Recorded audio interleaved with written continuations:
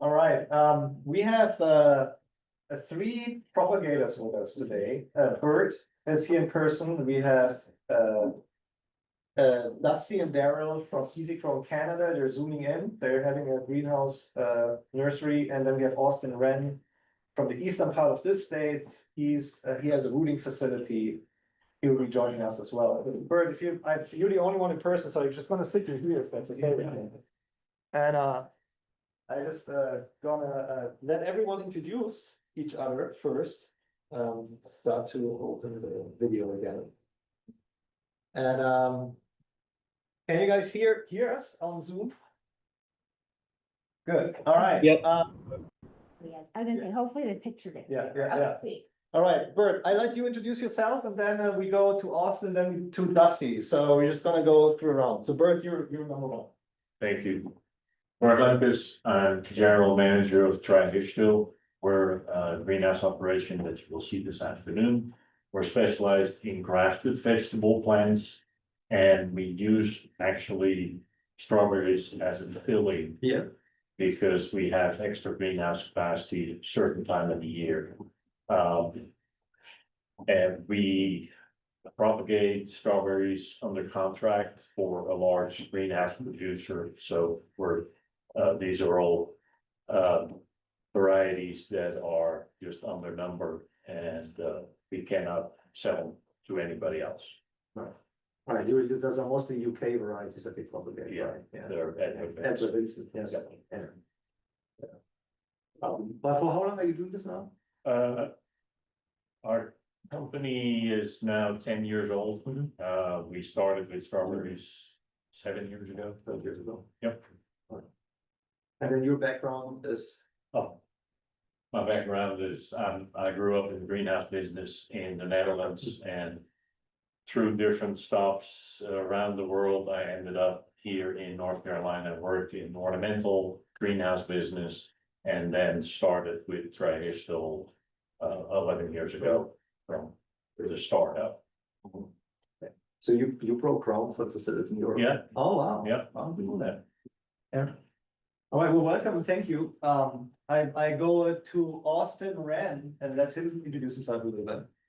Sounds great. Hey, everybody. I apologize. I'd hoped to be there today, but this is our main shipping time, and we're shipping plants to growers and working on getting land ready to for our own production. But my name is Austin Wrenn. I am a fruit grower and also a propagator in North Carolina. So I grew up in the propagation business. My dad was a propagator. And then recently I've taken over more of the propagation for fresh pick produce. Our focus is on small growers, so 2 to 5 acre growers. We also work with some larger growers, but the main bulk of our business is for small U-picks. So we will bring in tip material from California, Canada, the West Coast, different places. We will root that material, and then we will send it out to the growers, to the fruit growers to plant. So that's the main thing. We also do propagate some of our own material. It's more local niche market material that's not very commonly available in the market, but that's only a small part of the business. But yeah, that's all about us. Cool. And Austin used to be a graduate student at NC State, and then he went back to the family farm. Yes. Basically, yeah. All right, thank you. And then Dusty, I let you introduce yourself first before we go to the EasyGrow, right? Sounds great. Good morning, everyone. Thanks for having us. Proud to say I'm for the next couple of days a proud American. Just got into the great state of Michigan. So I'm remote in the back of a truck. I'm not driving, just so everybody's perfectly clear.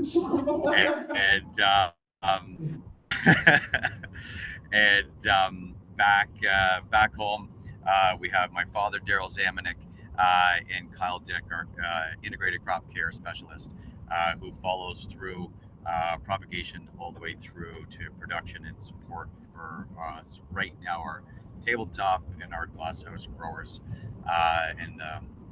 So from EasyGrow Farms here, we've been doing strawberry plants, traditionally bare roots from the early 90s. started growing our first tray plants in the early 2000s, outdoor propagated plastic culture tips. And 2018, 2019 began and started going into the program for, can everybody still hear me by chance? Yes. Perfect. Started doing vertical propagation of short days of Dutch varieties, and then the writing was on the wall for the glasshouse customers to start a transition into ever-bearing day neutrals. From 2018 to date, we've went from 1 acre of plastic, relatively low-tech greenhouse to now having over 30 acres, and all of our tips and plants are grown inside, either whether in a glass house or that, now serving fresh plants and frozen plants, and everything in between, looking at seeds and working with varieties from all around the world. It's amazing to see the development of this industry and how fast it's grown. I think Mark, like Dr. Hoffman, who was at our site last year, to see just how fast it's moving, and there's still a lot of questions to answer, but I'm proud of where we've come in such a short duration. So that's the Easy Grow team here, and we're located in Southern Ontario. We look across the board, across the lake, Lake Erie, at Erie, Pennsylvania, or Cleveland. Well, Dusty, how many plants do you guys produce per year? Or like, what did you do last year? Yeah, last year, just keeping bare root out of it, but for, vertically propagated plants, upwards of 12, 13 million plants, trays, ranging in sizes, 50 counts, or the smaller cells is not a part of our business in a large way like it used to be. We are looking at adding that back in, but a lot of those formats are 135 cc's, or of course larger cell formats. Predominantly fresh, but also more and more of the frozen market for spring high tunnel or late fall planting. All right. And sorry, another follow-up question on that. Roughly how much greenhouse space do you need to use to propagate those 12 to 13 million plants? Yeah, so the density, as I'm sure you guys were talking about earlier, we can call it the dilution ratio, however we want to call it. You can fit a lot more plants vertical than horizontal, especially depending on the tray size. And a key thing that we've really developed and really seen and understood is the importance of density, of course, and ranging, whether it's a short day neutral, is it, what time is it being delivered? What are the requirements for the plant, and the disease impact of having high density versus low, and your ability to feed and water accurately. Really, it makes that answer to your question somewhat convoluted, because it is not a one-to-one, of course, because you can fit a lot more this way than this way, based on density, but without getting into our exact opening the kimono, we need over 30 acres to fit all of our plants, to the guarantee of them being at least covered or inside the greenhouses. Thank you. And then I want to go to the Easy Grow team room. I think there were like 2 other people on the call, right? Is that correct?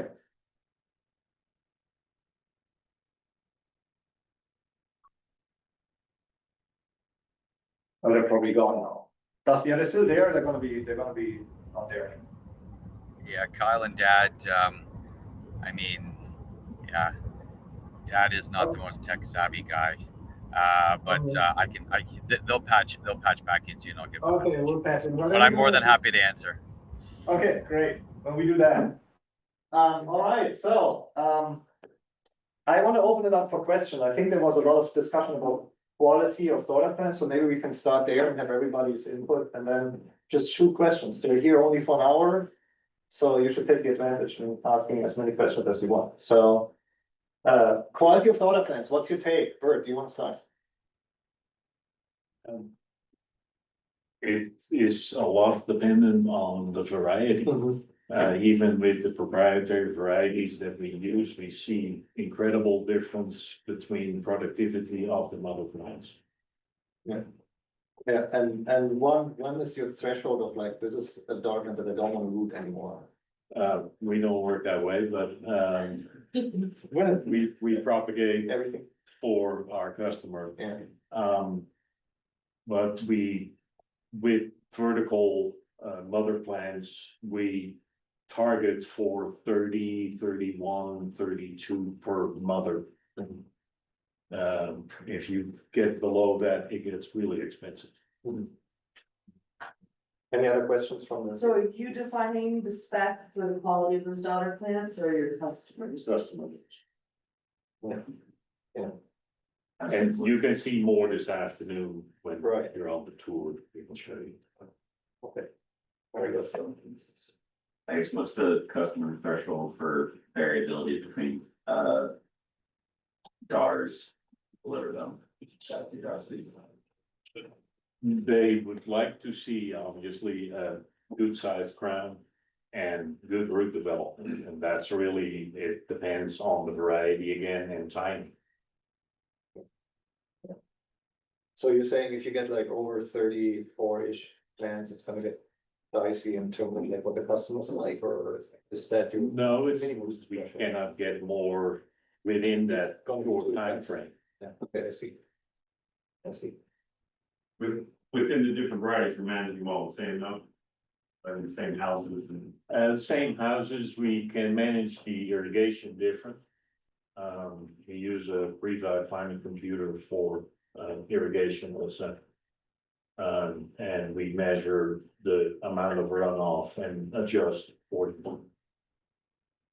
But when it comes to climate, there's very little you can do.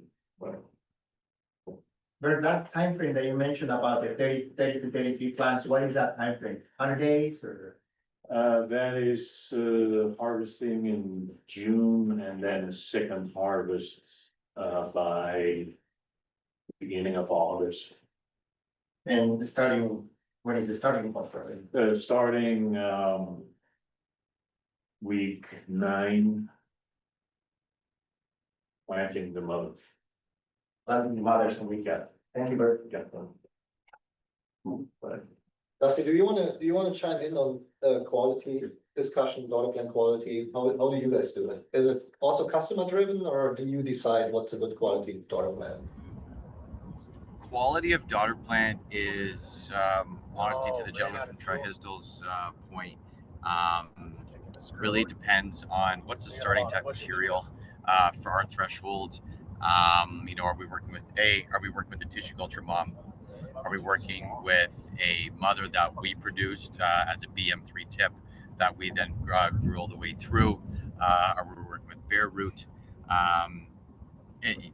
Because tissue culture has its nuances for the type of tip that, as of this last little bit, gives us our threshold for what our spec would be for when we're harvesting tips has to accommodate that variety.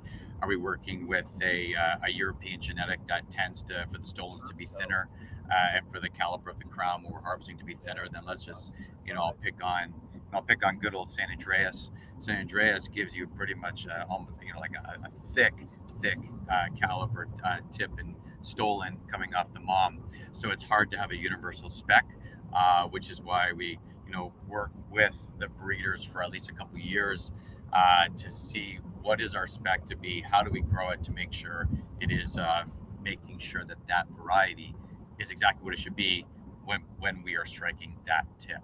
So that's the other thing too, is of course the quote unquote, the term generation is a scary term to use in this context, because when I mean generation, I just mean, is it stolon 1, stolon 2, working all the way down to, you know, tip number 6 and 7 on the length.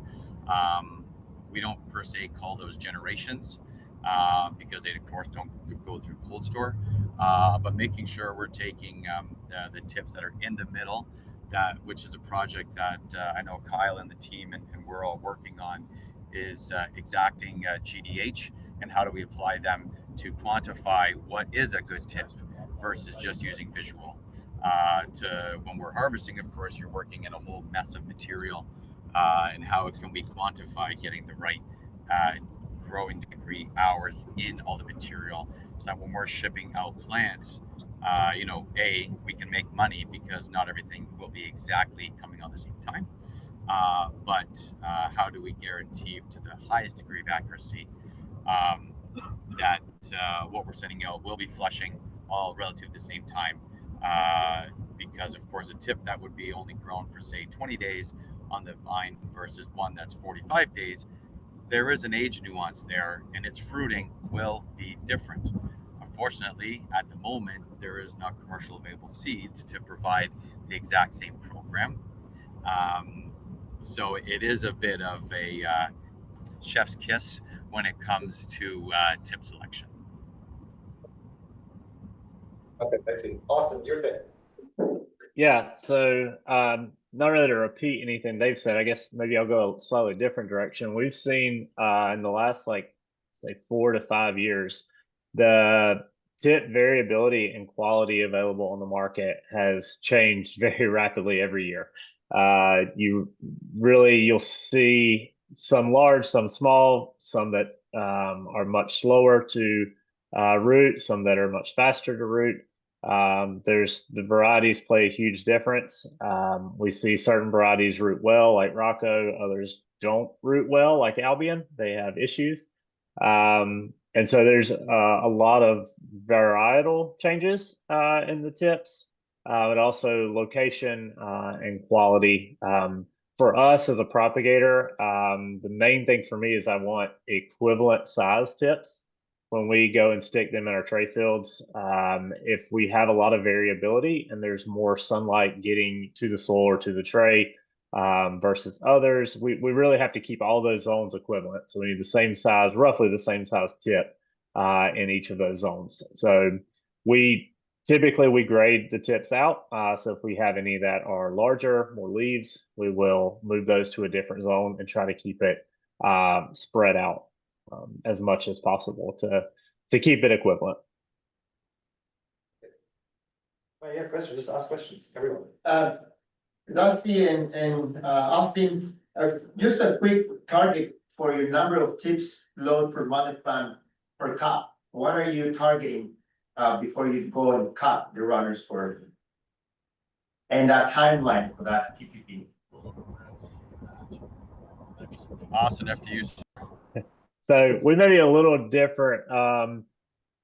For ours, we're cutting every 2 weeks, no matter what.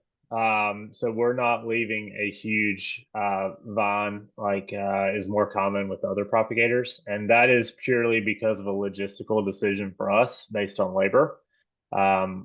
Also in field grown tips, we're cutting about roughly every week to 2 weeks as well. And so we're not necessarily waiting for a certain time period before we start cutting. Now our first cutting, we will. I want probably 20 tips, 15 to 20, I would love before we start cutting. But after that, just logistically, we can't wait. We have to get off what we can and plant. Thank you, Austin. And to answer that question for us, again, this is a greater discussion for the type of, what's the variety, what are we going for, are we doing 2 cuts? The 2 cut thing is a really strong nuance. You have to have faith in your growing to when you cut, because you're always taking less, and also how to harvesting when you're doing 2 cuts is a major variable on what your second regeneration will be. Whether are you taking all the way to the crown, are you leaving grow points, are you leaving immature ones? That's a whole nother research project in itself. But just picking on standard issue, Albion or relatively short days, yeah, we're aiming for 27 to 32 viable tips. We always build in extra percentage into that. But we'll work with some tissue culture programs when we will do single cuts, where if we keep the plant clean, we feel confident going as high as 50. And you know, if you would have told me that 4 or 5 years ago that we would be getting 50 tips of a plant that I would trust, I would call you a flat-faced liar. But there are some varieties we're seeing the ability to stretch. The fallout of that program is, of course, just like me. Yeah, I mean, I'm sitting in a truck right now, but I know I will always forever be 5'8" and a quarter. I will never get any taller. And that just like a mother plant, it will find its max, and you can push and you can get greedy, but then they turn fast. So it is a very fine line if you want to get an exorbitant amount of tips off of, but it can be done. But we do not do it with all varieties by no means. But our standard threshold that we go for staying alive as a business is 27 to 31. That's what is the timeline for that cut? If you have just an average timeline for the cut. Yeah, so again, I go back to the importance of GDH. When are we accumulating the right amount of GDH? But relatively, we're planting material, week 8 through 10, and then we'll do second batch material, later plantings to make sure there's always fresh material later on, versus relying on 2 cuts. We never want to rely on 2 cuts because things can go sideways. You might have a disease roll through. You might have a pest invasion that you just can't get on top of. But traditionally, planting week 9, harvesting week 23. That's really standard, like for the Tri-Hishtil program. Thank you, Dustin. Okay. One more question and I will be quiet. Planting densities, are those around the 9 plants per meter square? Is that typical, or you guys just want to get a benchmark? Around 9, Around to 10. Right, down to 10. Yeah. Dusty? So it's interesting that being a traditional dirt farmer. Okay, I'm a true dirt farmer who somehow stumbled onto becoming a greenhouse grower. That a big trick is talking in linear meters versus square meters, and that's a very big thing to take into consideration. We just turn, I think there is nuance for amount of sunlight and everything that you're giving for this material, especially for mothers above. But how much light are you ability to give when you are in full canopy hanging down, 2 or 3 meters? Makes a big difference for the mother material that you run on a linear meter. That needs to come into your equation especially when you're discussing varieties. Are we talking 9, 10, all the way up to 12 plants per linear meter? Depending on how big does that varietal mother get. Traditionally, what we're seeing is a short day plants tend to get a lot larger than day neutral mothers. So that's something to take into consideration. Where we have some varieties where we're plugging in extra emitters just to take into the fact that even on a reduced density per linear meter, we can keep up with the feeding zone. So it is a range depending on variety, but we range between 9 to 12, never more than 12 because you do see a detriment. Strawberries, like many of us, enjoy competition, but there is a diminishing gains at some point. So we're at 10 right now, but we're planning to go down probably to the 8 or 9 next year, just to help with airflow and disease control. Yeah. All right, I have more questions there.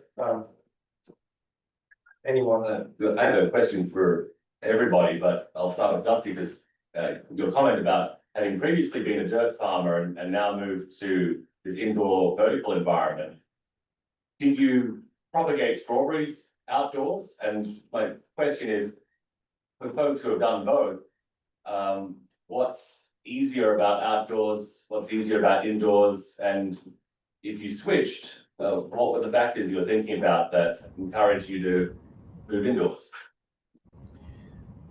One of the things I will always be I don't want to say the word jealous of, is that plasticulture tips, because you're always removing material and you're getting all of that energy. It's like having an only child. And I can say it from experience because I'm an only child and I'm forever thankful for how my mom and dad raised me, but all the energy went into me. And so when you're doing plasticulture tips, like Austin was talking about, all that energy is going into those 3 plants, those 3 tips, and then you're cutting, and then you're cutting. And you know, there is something to be said about plasticulture tips where constantly allowing all that energy to be going into a limited amount of factors is something to be said about being able to control your environment, because you're developing a nominal amount of plants at any given time. That's number one. And it has its downfalls, of course, because you need to always be continually harvesting. And moving inside was a large development because now we're talking substrate. Are we talking, do we have the right substrate complex? We're talking about salt buildups that you can't simply solve with just natural rain and soil being able to drain so much easier. Moving inside also had its benefits because, of course, when we can start to plant, how fast we want to push the plant and how little extra heat goes on. You know, not getting into the whole, everybody knows how greenhouses are, but I will say they each have their pros and cons. The other thing to always be considerate about in greenhouses, we have 7 acres of Cravo retractable greenhouse, and we're putting up another 5 acres of similar style structure, and have 20 acres of glasshouse. Our ability to root and for plants to breathe in our open air structures will always and forever be nuancedly different from our glasshouse facility. The amount of airflow and ability to get dry back on a plant that is able to breathe, get direct sun, get constant wind, and get more movement of overall microclimate has its benefits. It also has its downfalls, of course, but I'm glad that we have the ability to see both programs for different times of the season, because they definitely have their pros and cons, and open air farming definitely has an advantage for that. The rooting type, we have to water so differently between the structure types that it literally is it's a different manual for both structures. We need to have a drier grower for one site versus the other one, because the slightly inability to get dry back, and that's imperative when you're trying to build roots. Now, of course, in an open air greenhouse, you don't have the ability to do CO2 actively, especially for the runner creation, because it's all going to seep out mostly. So it has its benefits, pros and cons, outdoor, indoor, but thankful to be on both sides of it. Hey, Dusty, can you hear us now? Yes. I can, Kyle. Yes. Yeah. Okay. Yeah, we're in now. Sorry about that, everyone. Our camera and our computer audio system kind of crashed on us. But just a little bit to add to that is just the true rate of transpiration between the two facilities. Having direct sunlight versus being in a glasshouse production system from growing the tip itself, the rate of transpiration and of true transpiration changes just slightly how many days we need to deliver a final plug plant. And sorry, which one would be faster? Sorry? Which open air versus glass house, which one's generally faster? Well, the rate of transpiration in a retractable greenhouse, for instance, versus our glasshouse is higher. So I would say it's faster in an open setting with more airflow and more true transpiration in the summer months. If we start talking about fall plug production, I think it would kind of be the other way around. But a true open concept would be faster. Thank you. Yeah, we see I can produce an outdoor grown plug faster than I can do a greenhouse plug normally, depending on the time of year. Also, something I was going to add to this. So one reason we don't do single or double cuts is because we are propagating and shipping plants about almost 3 months out of the year. So doing a single cut does not, I mean, we would not want to hold on to those plants for 3 months or hold them in a cooler. So that is not a legitimate way for us to cut. We have to do multiple cuts, which is probably a difference between us and like us supplying more field growers and more greenhouse tunnel growers that have a closer planting time. Okay, Thank you. all right. Since there's no more questions, yeah, go ahead. Are you guys starting to get questions from your customers for scope 3 data reporting, for carbon footprint reporting, sustainability? None of your customers are asking you to write letters or provide information related to that yet? No, not that I'm aware. That's more to you? Good. That's good. Yeah, there's another question. Is I that? have a question to your, so you mentioned about outdoor plant production versus indoor plant production. Are you using different media or is it the same media that you're using indoor and outdoor?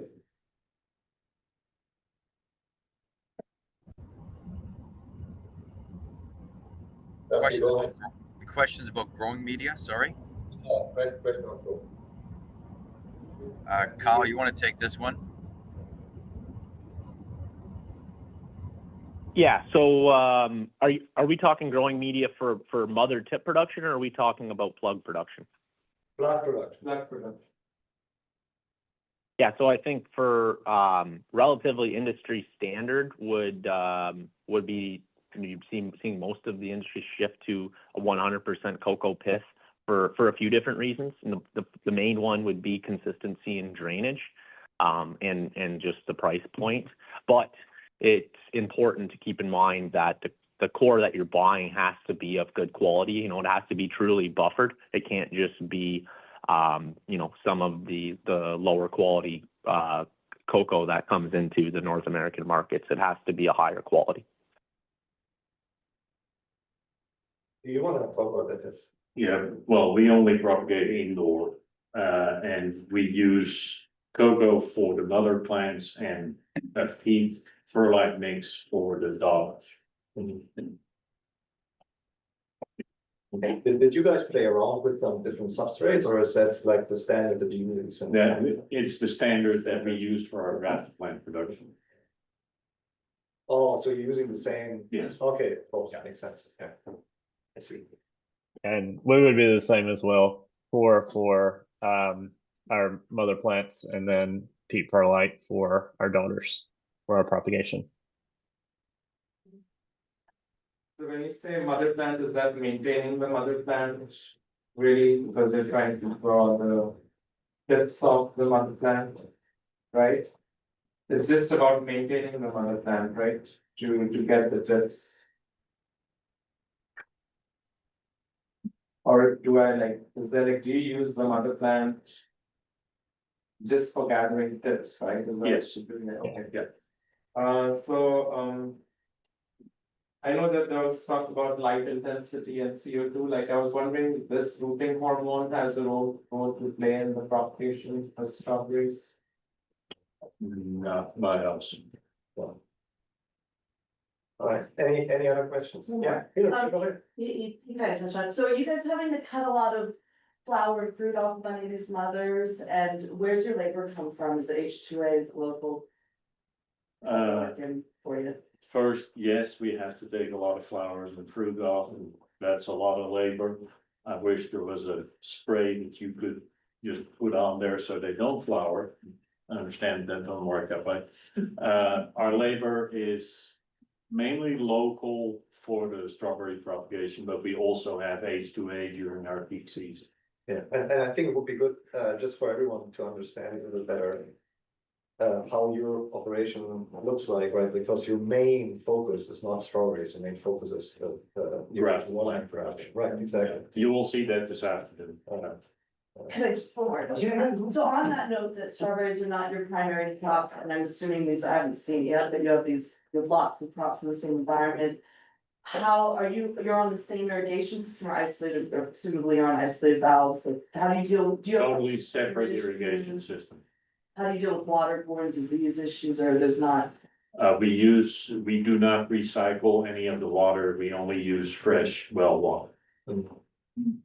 Do you guys use any pesticides to control diseases? Yes, we do have preventive spray program. Okay. Yep. Michael, What inputs have you guys seen in the last 5 to 10 years that have increased in cost the most? And have any gotten to the point where you're looking at alternatives or like cutting that out altogether, or either like reducing it, like fertilizer, pesticides, things like that?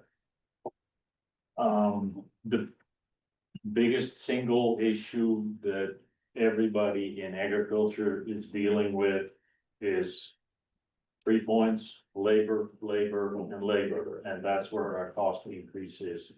Materials, yes, they do increase, but that's not where the big difference is. So looking at mechanization, automation, that's, I think, in our whole industry on everybody's front page. So then, sorry. what would be the number one thing you would want to automate in your, Yeah. just in your specific, sorry. In our case, it's not related to strawberries, it's the grafting process or grading process of the finished plants before we ship. Okay, so that's done by hand at the moment. Yeah, that's all done by hand. Interesting. I have a question about neo-Pestalochiosis. What's the current situation? And any hope for reliable measures to prevent? Yes, Start clean and keep it clean. yeah. Sure. But your planting material for the mother plants, is it coming from? Tissue culture. Tissue culture, Yeah. okay.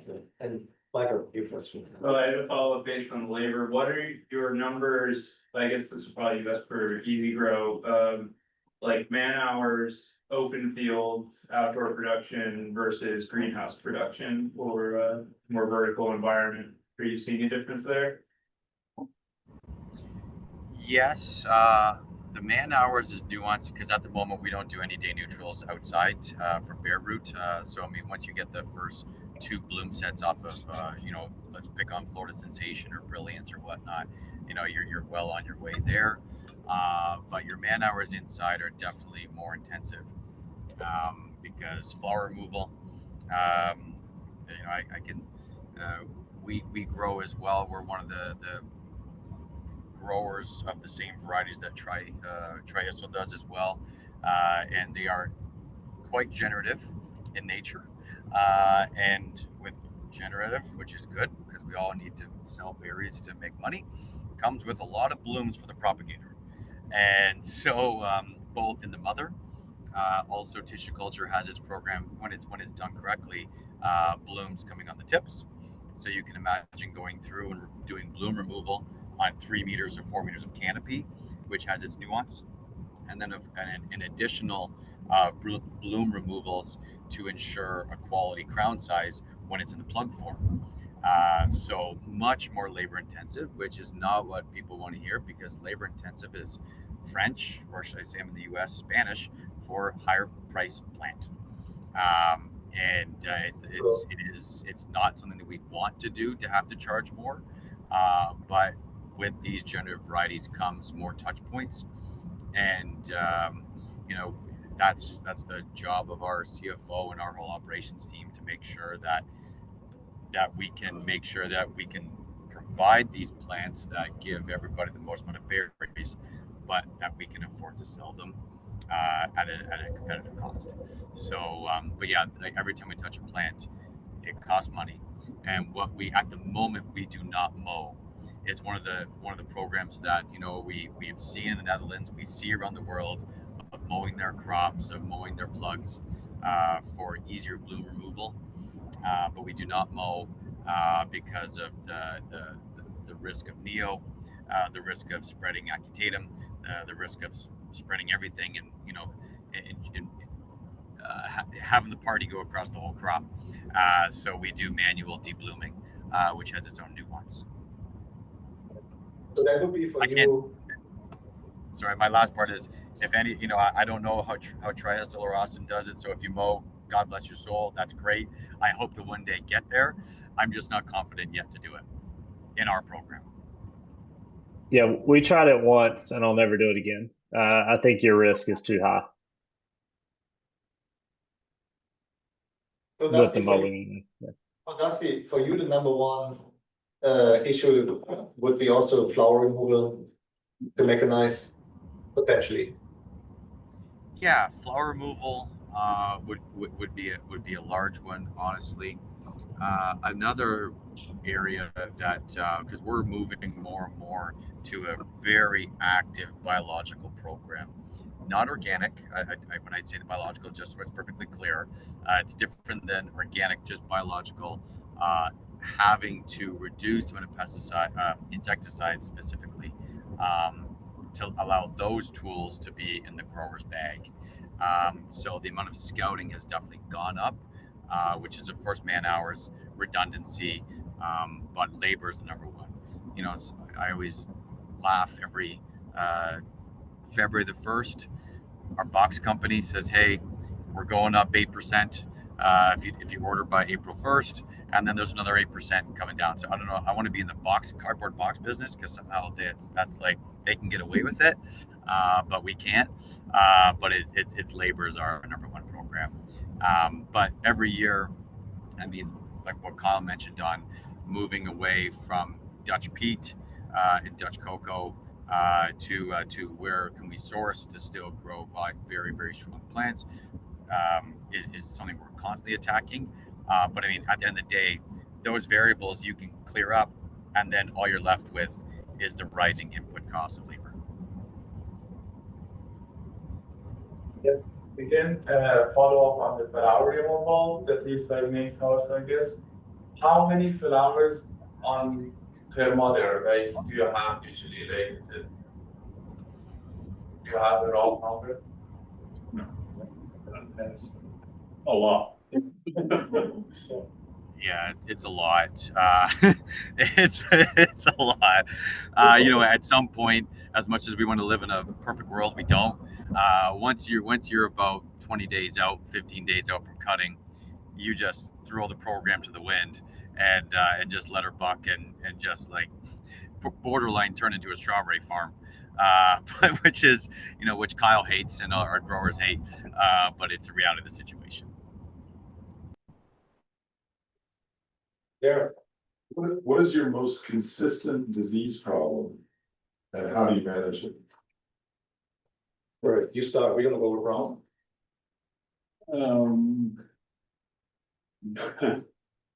You don't want any consistent disease, period.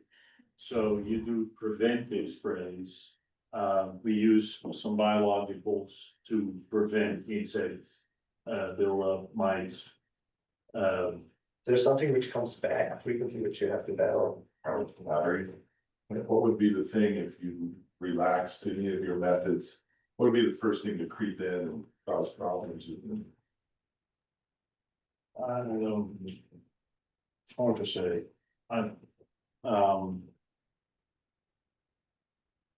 Yeah, insects you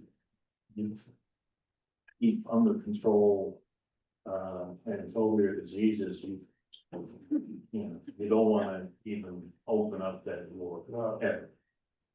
So for us, we have this little nursery in Raleigh, right? And we're pushing the plants to produce a lot of, so we're not stopping at 30 weeks, we're doing a lot, right? And powdery is the thing that always creeps in if the foliage gets too thick, and there's almost no way for us to manage it, no matter how much Michael is managing. We have UV lights, and it still creeps in. If you push them too much and they get like too thick of foliage, it's pretty hard to control. Like that's, at least for us, a big issue. So are all of the tree growers preventatively controlling powdery mildew consistently year in, year out, month after month? Is that something you're applying fungicides for prophylactically? We're Yep. in the young business and we want to make sure that our customers get clean starter material. So it's constantly looking at preventive measures, not curative. Sure. And what are those measures for powdery mildew? And now climate control, sprays. Is UVC potential? Like for producers? Yes, what I read, yes, Yeah. but we are not. Yeah, so we have UVC in our greenhouse, we installed it, right, and it helps a little bit with it, but it's like a spray, it has to still hit the pathogen, like the infected area of it. Can't go through the animal. Oh, because the canopy is so dense. Right, exactly, So so that's many the layers. density of the canopy with UVC is an issue. Yeah. Right? Yeah. But Dusty, you go. We burn a lot of sulfur too,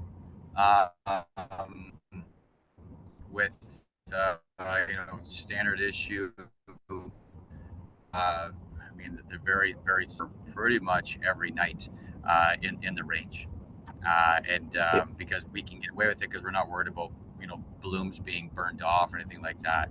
It's that's a major gun for us that we're actively using. I wouldn't even call burning sulfur as a preventative. It's just part of our program. Mm-hmm. Yeah, one other thing to add to that is just anticipating climate, managing climate, and then using every tool, something like silica, iodine, specific things that can help strengthen cell walls in the leaves and result in better prevention. Climate management. Yeah, and climate management being 1 and 2. Awesome. Yeah, I would agree with all that. I think our main issue would be powdery and spider mites. And every year, and we've got a preventative program, so we're trying to hit everything, whether that be the powdery, the botrytis, every insect. We're putting in beneficial insects for that. So we're not targeting any one specific pathogen. It's more of a try to hit it from multiple different fronts. We spray probably about 20 different products on rotation. We try never to focus on any one product. Many of those being biological or OMRI products, but we can't be organic in this system. We still use quite a few conventional products. But every year there are different challenges. The weather makes a huge difference. So this year we may not have a powdery issue. Maybe we will next year, but that's where the preventative applications really are very helpful. It's probably not good for my gut health, but we just pretend that we have every disease constantly. And that is the way that we live, the way that the team structures all the sprays, pretending that the ticket is full and living in that world. Yeah, exactly. There's really no way from a business case. I mean, if you have one slip up, it can be very expensive and really hurt your business. So you mentioned climate control in controlling powdery mildew. Could you be more specific? What are you trying to achieve climate wise to minimize powdery mildew? Kyle, you got I this. can take this one. Yeah, sure. So as climate-wise in our different sites, it changes because we have more tools in our new greenhouse build than we do in some of our other structures. However, it's essentially managing humidity and avoiding big changes with humidity, but anticipating when you need to react. We do have high pressure misting that we try not to overuse, but we use it to keep things consistent and essentially understanding when we spring and fall months specifically, when to maybe burn a little more gas or utilize high pressure misting throughout the day and just try and avoid big dips on a Priva graph, and just anticipating the day before is kind of crucial.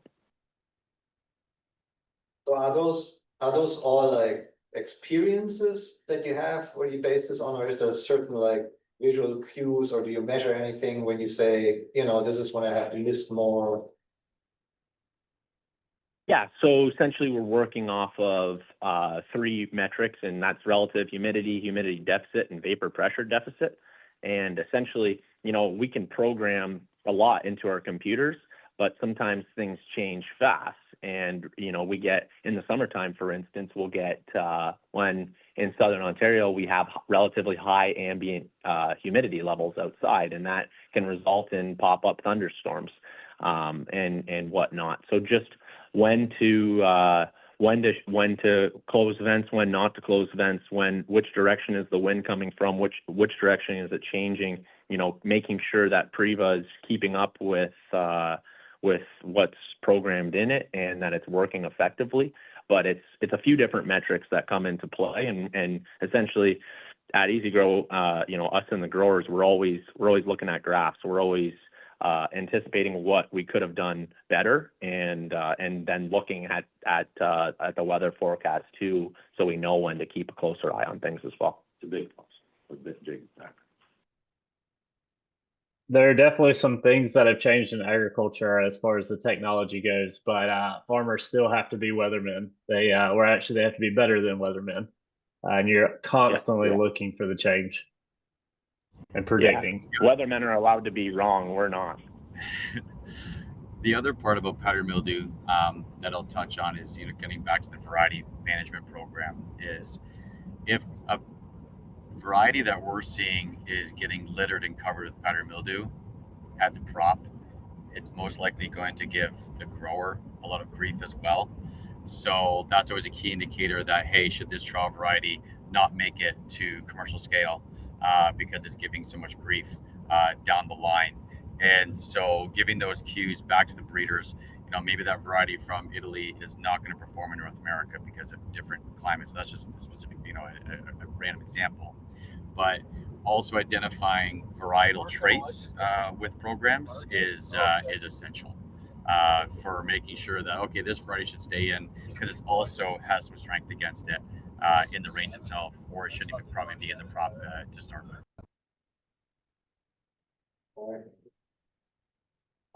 Following up on a comment Dusty was making before about margin squeeze, that, you know, box prices are going up, but you can't charge higher prices. That's something I've seen a lot across the fruit and vegetable production and markets. You know, you hear it from growers, you see it in the aggregate price statistics that there aren't sort of long-term upward trends in many fruit and vegetable prices.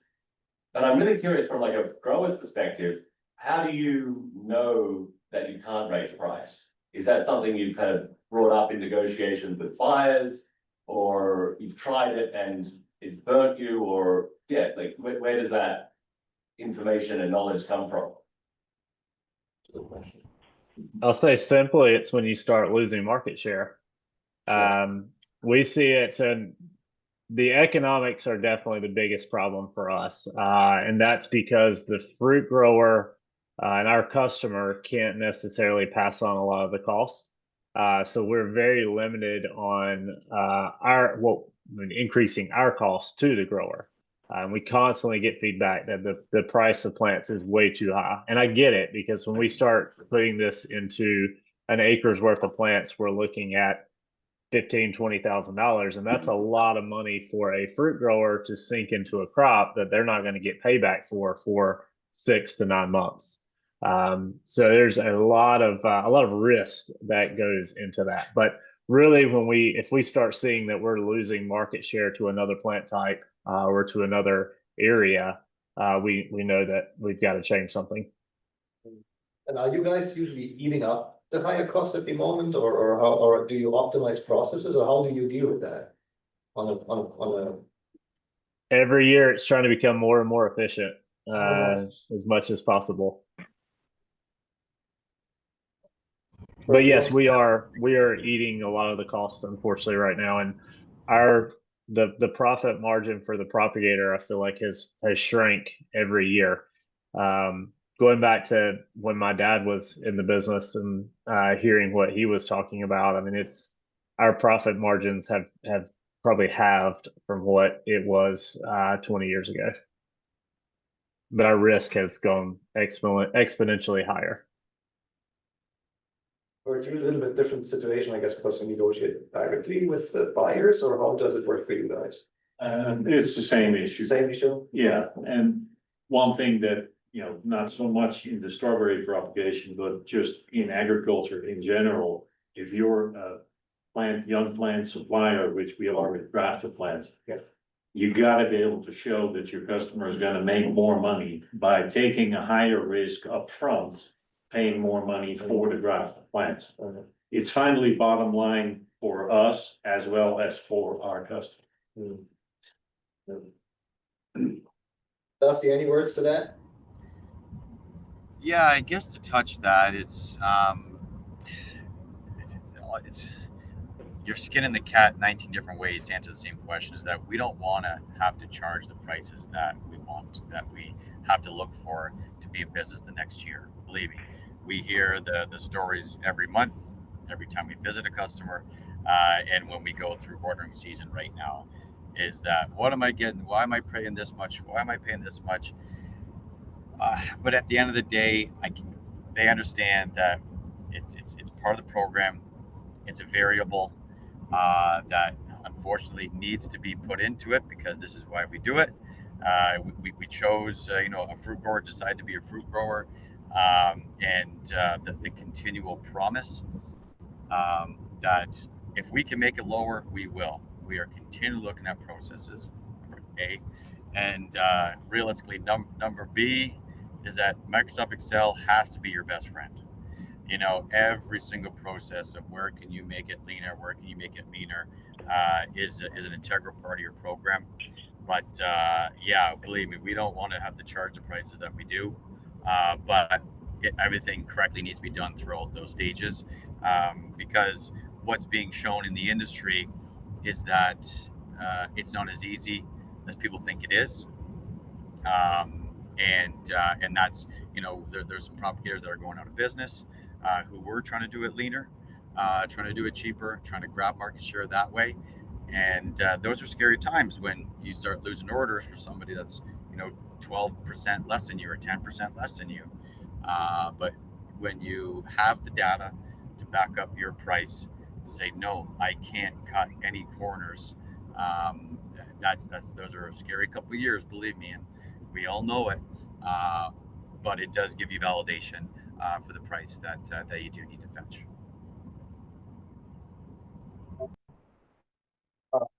Okay, so Thank you. Yeah, we're kind of at the end. So do we have any more questions for our panelists before I have one last one though? Anyone else? Any questions that he wants to ask? Okay, Sherry, no other question. Okay, all right. So thank you first of all for. I know it's a very busy season for everybody, so thank you for making the time, right? And I hope that we understand here in this group that we're talking East Coast propagators, right? We're like growing tips and we're growing daughter plants. And last year we talked about the metal growers that do West Coast, California, much larger scale bare root plants, right? So to put that in perspective, right?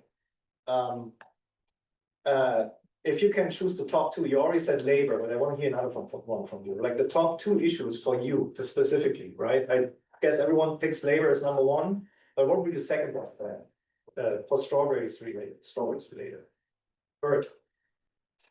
Making sure that the consumer knows that there's a lot of time, energy, focus going into the production of the food that gets to their table. Making sure the consumer is aware that it's not grown on the shelf in the grocery store. I agree 100% with you on that one. Yes, yeah, that's very true. So education, consumer education. Dusty, top two.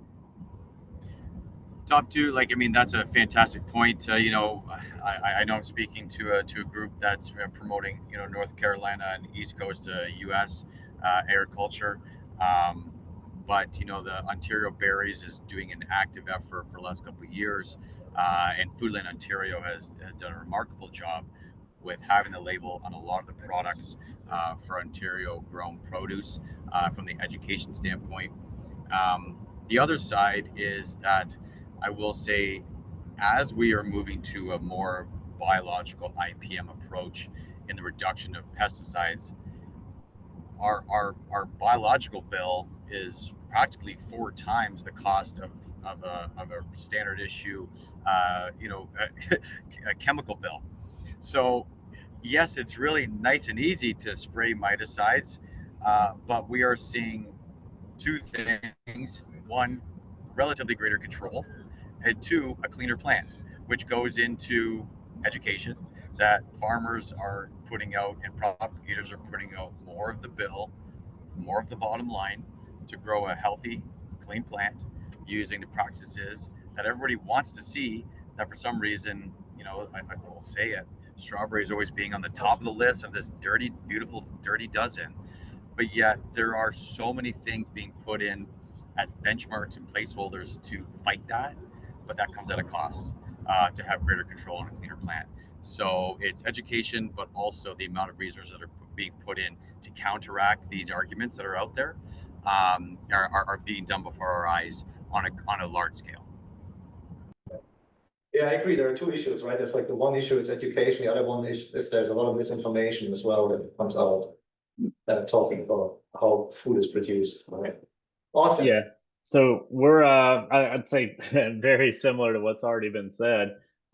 Just trying to get our customers and our customers' customers to understand that we're farmers too, and our goal is to produce the best quality plant material that we can for our customers, so that then they can produce the best quality plant and fruit for their customers. So just making sure that the whole line of communication is there, and that everyone is understanding that everything we do is for them in the end. We're trying to do the best job we can, and it's I know it's really easy just for a consumer or a small grower or a grower to say, "Oh, well, it's the propagator's fault," but we're doing everything we can. We have to make sure that we are creating those relationships with our customers so that they understand what we're doing and why we're doing it. But overall, I mean, the economics is the huge issue right now. Just the economics of the whole system and making it feasible for growers. All right, your last chance. I had a question for Dusty. You mentioned that your biological program is much more expensive than a conventional. Is that mainly because you're just doing so many more applications because efficacy is lower? Just because it's like the biggest thing when it comes to a biological program versus spraying will always forever be population buildup. Is that, of course, you need something to be eating, so you need a prey for the predators to get on. But if the bugs, if the Persimolis or Cucumeris or whatnot aren't there to start with, it can get out of hand fast. So it is a constant teetering program versus a go in. You see the spots, go in and spray, and because of that continual load in, even though there might not be a presence, you still have to keep loading in. And you know, like we talked about the planting, you know, Tri-Hishtil, you know, at Bert and us, we're planting, you know, sometimes we're planting in January, February, and then running that mother all the way until August. And so that's a continual load in of material when you're mixing in other varieties, when you're doing second cuts, when now you have tray production very close, which has its own nuances of then open blooms, which things brings potential aphids and thrips. So that always continual load in and having gas in the tank versus going in, spraying, okay, I'm going to spray again in 6 days, is what really makes the A, biological program successful, but B, it's what makes it expensive. So that was in reference more specifically to insecticides. You're not talking about any like foliar pathogens. No, yeah, that's still pedal to the metal. Even though there's a lot more biological research with bacilluses, with subtilices, with different things that we can put in, load into the soil at different times, for effectively for pathogenic reasons. But more so for pests. The fungicide bills, it is what it is, but more so for pests. All right, thanks. Last question. Yeah, Dusty, how are you able to, achieve success with sulfur burners and the biological program? Do you run into any intricacies with sulfur and its effects on your predators or your biostimulants? It's definitely something to take into consideration without a doubt. We try to burn as fast as possible and vent off, both for, of course, the bios and for our people. That way, when we're in the range at 6 a.m., there's not a lingering smell or any sort of potentials there, which is something definitely to take into consideration. But yes, you have to be strategic with your biological applications so that the thing is, burning sulfur is one of those things, damn if you do, damn if you don't. Where do you take a hit? How high do you have when you're scouting to make sure when you're checking your spots, how many active bios am I seeing? I'm going to continually burning. I'm seeing week over week a 50% drop off because, of course, the burn off of them dying, whether it's from the sulfur or whether it's the fact that there's no prey in the area potentially.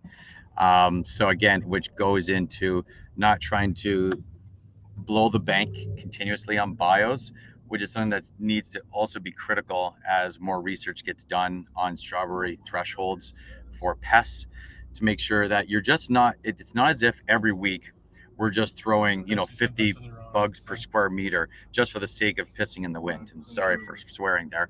But it is, you have to be strategic. And why do you see a drop off? Is it because of the environmental, like AKA burning sulfur? Or is it from the fact that there's no predators or prey presence? But burning sulfur is something that always in the mind when it comes to biologicals. So it is unfortunately part of the program, a variable that you have to monitor. But there's always an answer for these things too. Well, thank you very much for your time. I know we're running a little bit late, but thanks for sticking around. You guys can stick with us on Zoom if you want to. We're gonna take a 5-minute break and then we're gonna come back with Sherry on objective 2. All right, thank you very much. Thank you all for having us, and thank you for all your work as well. Thanks for having us. Thanks everyone, and keep growing strawberries. Yeah.